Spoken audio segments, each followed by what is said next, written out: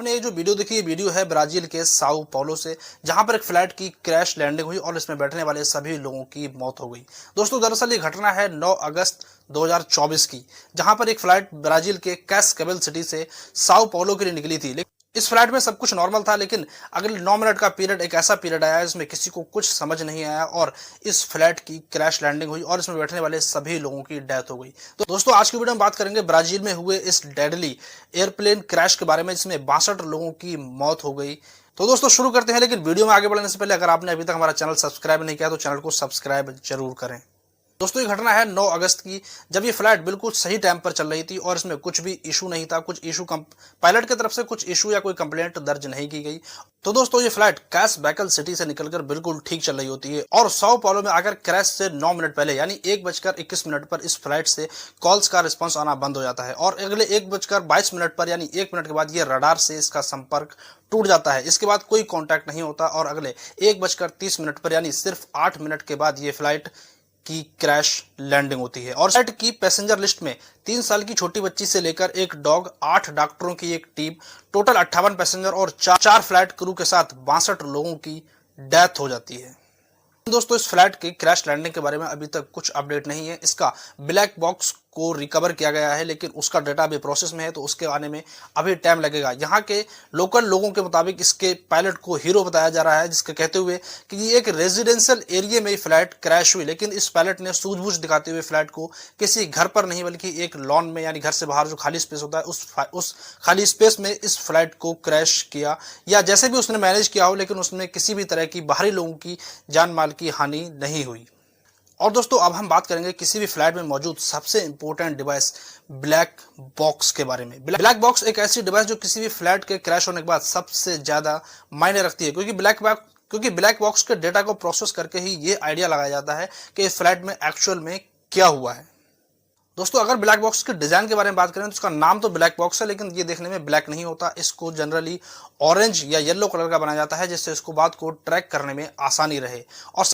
और दोस्तों, अगर इसकी बनावट की बात करें तो इसकी बॉडी स्टील और टाइटेनियम से बनाई जाती है, जो किसी भी क्रैश लैंडिंग को बर्दाश्त करने में सक्षम होती है। और ये 2000 डिग्री फ़ारेनहाइट तक टेम्परेचर बर्दाश्त कर सकता है और 20,000 फीट गहरे पानी में सर्वाइव कर सकता है। ब्लैक बॉक्स की बॉडी तो स्टील और टाइटेनियम की बनी होती है, लेकिन इसको अंदर से भी हाई टेम्परेचर इंसुलेशन और एल्यूमिनियम की फॉइल से कवर किया जाता है, ताकि ये किसी भी क्रैश लैंडिंग को आसानी से सर्वाइव कर पाए। तो सन 1958 के बाद सिविल एरोनॉटिक्स बोर्ड ने किसी भी फ्लाइट में ब्लैक बॉक्स को रखना अनिवार्य कर दिया है, मैंडेटरी है कि इसको रखना ही होगा, क्योंकि किसी भी फ्लाइट की क्रैश लैंडिंग या इमरजेंसी के बाद इस ब्लैक बॉक्स के द्वारा ही डेटा प्रोसेस किया जाता है कि क्या मिस्टेक हुई, जिन मिस्टेक्स को फ्यूचर में दोबारा ना दोहराया जाए और उन पर काम किया जा सके। तो दोस्तों, आप बात करते हैं कि किसी भी फ्लाइट की ब्लैक बॉक्स में ऐसा क्या होता है जो किसी भी फ्लाइट की मिस्ट्री सुलझाने में सक्षम होता है। दोस्तों, ब्लैक बॉक्स दरअसल एक नहीं बल्कि 2 डिवाइस होती है, जो एक कॉकपिट में होती है, जो कॉकपिट का डेटा, टेम्परेचर और सब कुछ रिकॉर्ड करती है, और एक होती है जो फ्लाइट में होती है, पीछे के एरिया में होती है। इन दोनों डिवाइस को मिलाकर कहते हैं ब्लैक बॉक्सेस।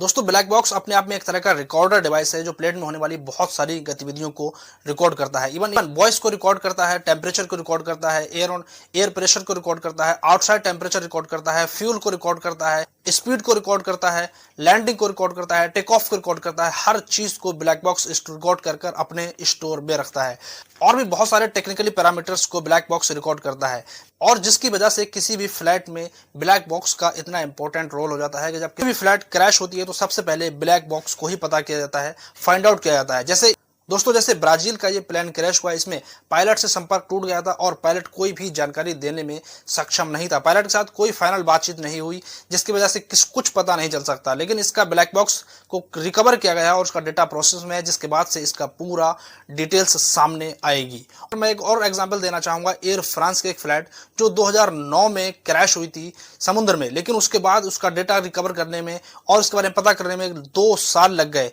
2 साल के बाद जाकर कहीं ब्लैक बॉक्स को 13,000 फीट पानी के अंदर अटलांटिक ओशियन में से रिसीव किया गया, और उसका डेटा प्रोसेस और अध्ययन करने के बाद पता चला कि उसमें पायलट की गलती थी, और 2 साल के बाद उस फ्लाइट की मिस्ट्री सॉल्व हुई।